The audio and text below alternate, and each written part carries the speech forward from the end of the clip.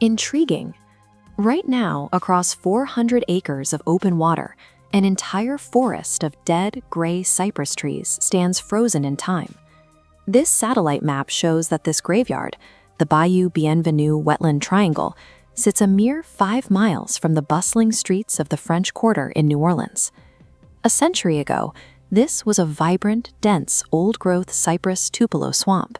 Indigenous tribes and Maroons, formerly enslaved people who liberated themselves, lived and gathered food here, and the U.S. military even used these deep waters to test the famous Higgins boats for World War II. For the working-class families in the adjacent Lower Ninth Ward, this ecosystem was their pantry for catching fish and crawfish, their childhood playground, and their ultimate physical line of defense. Engineers classify a dense forested wetland like this as a horizontal levee. When a hurricane pushes a massive storm surge toward land, the sheer density of a cypress forest acts as a massive friction brake, physically slowing the water's speed and chopping down the height of the waves before they ever reach human settlements. Beneath the water, the interconnected root systems of these trees act like structural rebar, gripping the soil grid to prevent the coast from eroding under turbulent currents and keeping the land elevation high. The neighborhoods of the Lower Ninth Ward were built directly behind this exact 400-acre biological shield, relying completely on its friction to protect their rigid man-made levees. Without those miles of trees to absorb the ocean's energy, rigid concrete levees are left alone to absorb the full, devastating physical force of a hurricane, forces they were never engineered to withstand. The collapse of that shield started in the 1960s, when humans dredged a deep draft shipping channel called the Mississippi River Gulf Outlet, or MRGO. The channel functioned exactly like a giant, unintended straw, sucking high salinity saltwater straight out of the Gulf of Mexico and pouring it directly into the delicate freshwater swamp. Looking at this 1956 habitat map, we can see the baseline before the channel was finished. The massive stretches of orange indicate a vast, healthy expanse of forested wetlands thriving right up to the edge of the city. But bald cypress trees have a strict biological limit. They suffocate and die when the water's salinity rises above 5 parts per thousand. The salty influx triggered a rapid, widespread die-off of the cypress forest. Comparing to the 1978 map, the ecological collapse is visible. Protective orange forests vanish entirely, replaced by open water.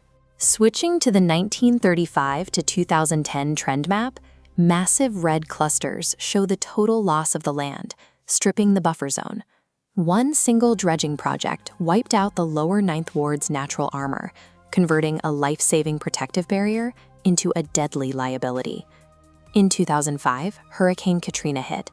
With the cypress trees dead and the swamp gone, the massive storm surge traveled directly up the open channel without hitting any friction at all. The unmitigated ocean surge slammed directly into the naked concrete levees, obliterating the walls. The aftermath for the Lower Ninth Ward was catastrophic. Despite having some of the highest ground elevation in the metro area, the neighborhood experienced the deepest, most lethal flooding of the entire storm. The devastation of the Ninth Ward was the fatal, predictable consequence of destroying an ecosystem. The sheer scale of that tragedy finally forced the federal government into action, and in 2009, they sealed the shipping channel with a massive rock dam, visible on this aerial map. The ecological response was immediate. This chart of Bayou Bienvenue's bottom salinity shows exactly what happened. Salt levels plummeted from toxic highs right back down to a safe freshwater baseline. With the water finally clean, the ghost swamp is biologically primed and readied for a new forest. But large-scale federal restoration is currently stalled by a massive logistical hurdle.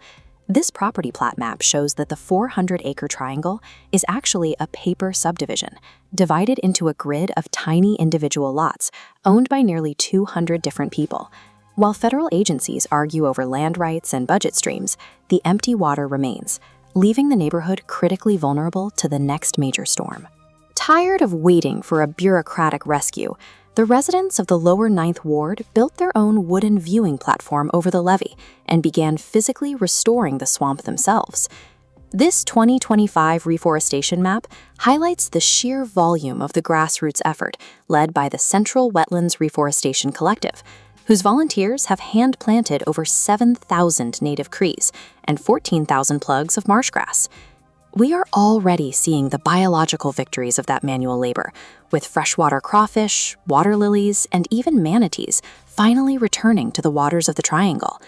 Bayou Bienvenue stands as proof that while human engineering can easily destroy nature's defenses, relentless, hyper-local community action can actually resurrect them.